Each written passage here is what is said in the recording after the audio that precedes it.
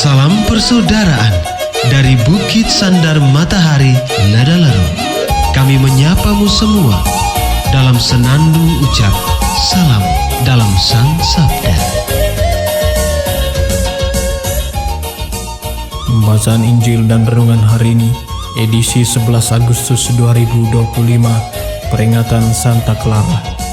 Disusun dan dibawakan oleh Frater Roland Mite SVD. Selamat mendengarkan.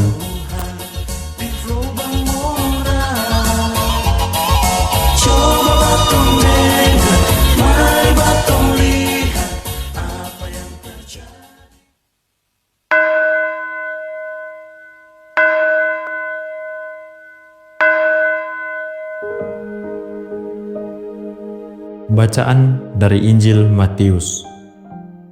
Pada waktu Yesus dan murid-muridnya bersama-sama di Galilea, Ia berkata kepada mereka, "Anak manusia akan diserahkan ke dalam tangan manusia, dan mereka akan membunuh Dia, dan pada hari ketiga Ia akan dibangkitkan." Maka hati murid-muridnya itu pun sedih sekali.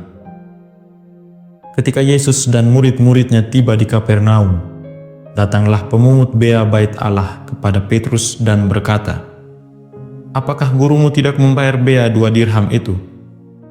Jawabnya, "Memang membayar."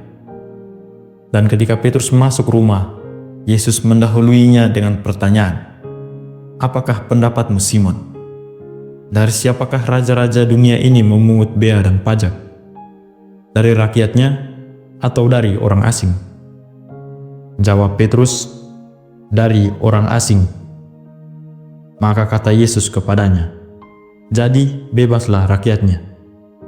Tetapi supaya jangan kita menjadi batu sandungan bagi mereka, pergilah memancing ke danau. Dan ikan pertama yang kau pancing, tangkaplah dan bukalah mulutnya. Maka engkau akan menemukan mata uang 4 dirham di dalamnya. Ambillah itu dan bayarlah kepada mereka bagiku dan bagimu juga." Demikianlah sabda Tuhan. Syukur kepada Allah. Bapak, Ibu, saudara-saudari yang terkasih dalam Kristus.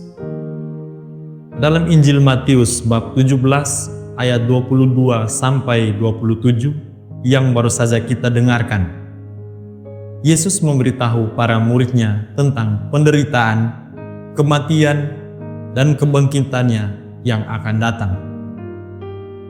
Dia menggunakan situasi di mana Simon Petrus ditanya oleh para pengumpul pajak tentang Yesus membayar pajak.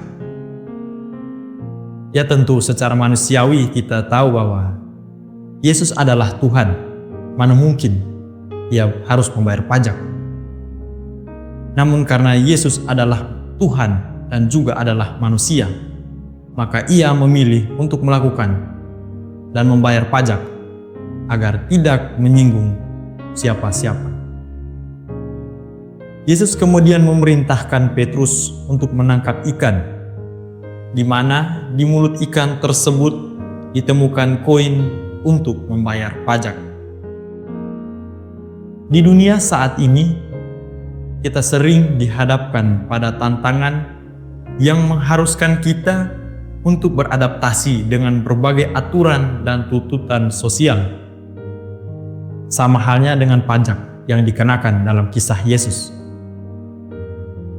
Dalam konteks ini, banyak individu merasa bahwa mereka tidak perlu mematuhi aturan atau kewajiban tertentu karena kemerdekaan dan kebebasan yang mereka miliki sebagai hak dasar setiap individu.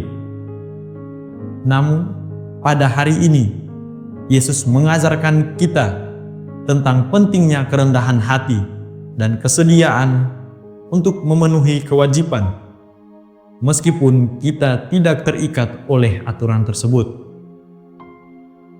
Hal ini sejalan dengan tantangan masyarakat saat ini, seperti penghindaran pajak atau penolakan untuk mengikuti norma-norma sosial demi kepentingan-kepentingan pribadi yang hanya bersifat semu dan sementara. Bapak, Ibu, saudara-saudari yang terkasih dalam Kristus. Dalam konteks ini juga kita diajak untuk merenungkan bagaimana kita dapat hidup dengan integritas dan mengedepankan kepentingan bersama. Seperti halnya Yesus yang memilih untuk membayar pajak agar tidak menyinggung.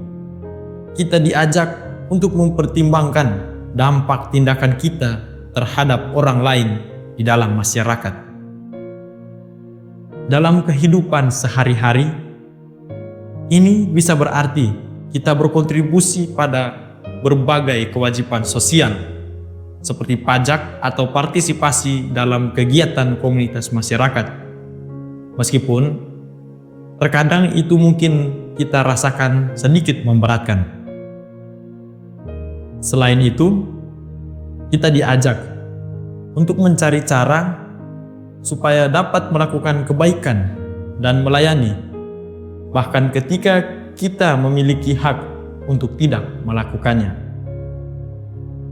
Dengan demikian, kita bisa menciptakan budaya saling mendukung dan saling melayani dalam masyarakat kita, mencerminkan kasih Kristus dalam setiap tindakan kecil yang kita lakukan. Semoga. Amin.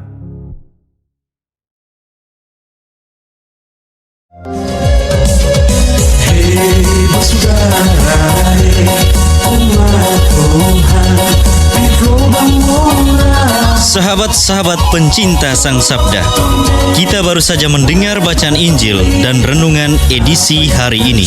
Sampai jumpa kembali pada edisi berikut. Terima kasih kepada Divisi Kerohanian website Seminari Tinggi Santo Paulus Ledalerro.